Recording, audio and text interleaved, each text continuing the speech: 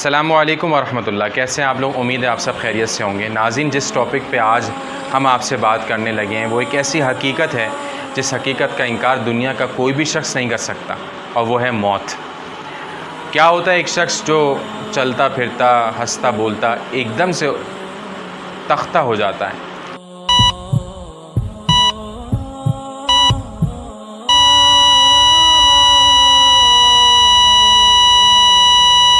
جسم سخت پڑ جاتا ہے.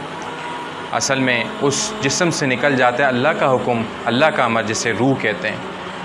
اور جو زندگی وہ گزار رہا ہوتا ہے وہ زندگی لمحوں میں ختم ہو جاتی ہے. اور موت کے بعد کی جو زندگی ہے ناظرین، یہ ہے اصل زندگی. اور اس زندگی میں جو اللہ نے ہمیں اس وقت ہمیں دی ہے وہ اس زندگی کو بنانے کے لیے دی ہے.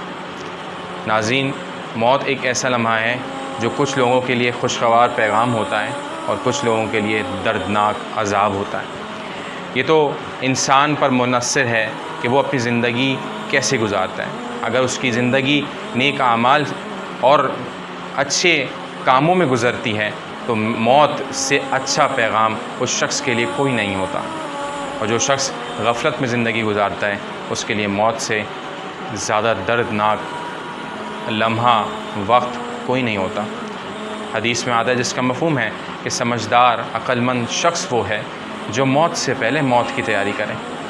تو اس موت کو سمجھنا، اس کو یاد رکھنا، یہ وہ ذکر ہے جو لذتوں کو توڑتا ہے. اور لذتوں کو توڑنے والی چیز واحد ایک موت کا ذکر ہے جو ہم بھول چکے ہیں. ہمیں ہمیشہ یہ بات یاد رکھنی چاہیے کہ ہم سب کو مرنا ہے. اور کب مرنا ہے، کس طرح مرنا ہے، کیسے مرنا ہے، یہ اللہ ہی جانتے ہیں، کوئی نہیں جانتا. بسم اللہ الرحمن الرحیم.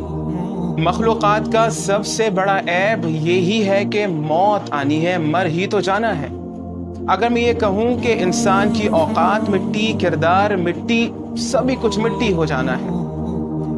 ابن ماجہ میں نبی صلی اللہ علیہ وسلم فرماتے ہیں کہ تم موت کو یاد کیا کرو. موت دنیا کی لذتوں کو توڑ دیتی ہے. اب اگر میں اس بات کی وضاحت کروں تو وہ قرآن کی آیت بھی یاد رکھیے گا. اعوذ باللہ من الشیطان الرجیم وَمَا الْحَيَاةَ الدُّنْيَا إِلَّا مَتَاعُ الْغُرُورِ، کہ یہ دنیا کی رنگینیاں محض دھوکہ ہے، اس کے سوا کچھ نہیں. اس آیت کی مزید تفصیل اگر سمجھنا چاہتے ہیں تو قرآن کی وہ آیت جو سورہ قیامہ میں اللہ تعالیٰ نے فرمایا ہے. اللہ تعالیٰ نے دراصل انسان کی حیثیت کو بیان کیا ہے. اللہ تعالیٰ نے نزاع کا وقت بیان کیا ہے کہ جب انسان کی جان حلق تک آ جاتی ہے تو لوگ کہتے ہیں کہ کوئی ہے دم درود کرنے والا کہ جو اس انسان کی مشکل کو آسان کرے. اللہ فرماتے ہیں کہ وہ انسان سمجھ جاتا ہے کہ اب جدا ہو جانے کا وقت آ چکا ہے، اور اس کے بعد انسان کی پنڈلی سے پنڈلی کو ملا دیا جاتا ہے. اور آخر میں وہ دردناک اور قابل غور واقعہ بیان کروں گا جو ترمذی میں موجود ہے.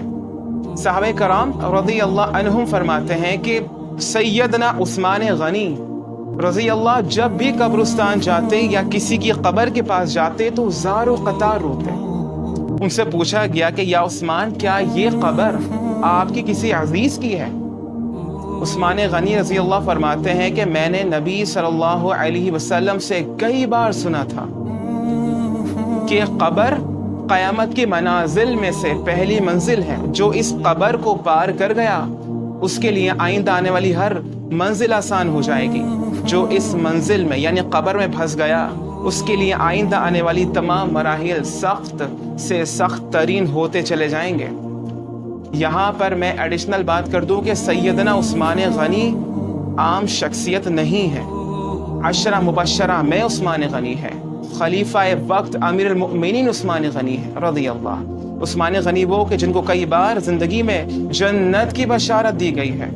تو ذرا سوچئے گا، اور ہم مل کر سوچتے ہیں کہ جب سیدنا عثمان غنی کی کیفیت اس طرح کی ہے تو میں اور آپ کیا ہیں؟ الفاظ میں کوئی غلطی ہو گئی ہو تو اللہ کے حضور توبہ اور معافی کے طلبگار ہیں. السلام علیکم ورحمۃ اللہ.